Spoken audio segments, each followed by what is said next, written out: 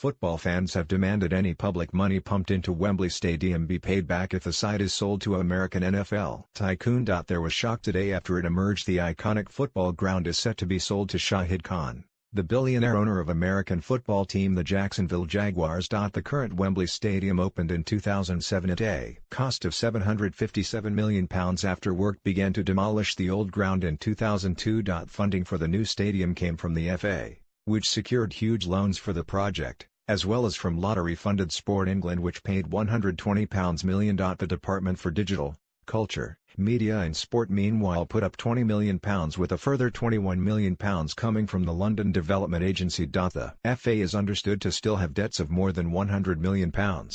The news that the stadium could be sold for more than £500 million today sparked a scramble among public bodies to see if any of the funding could be recouped.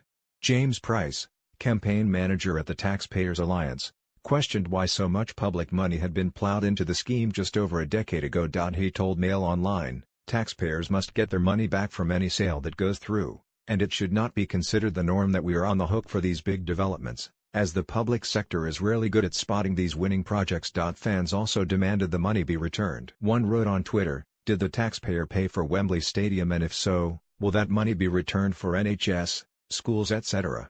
Another wrote, "The FA got over £160 million in grants from the taxpayer.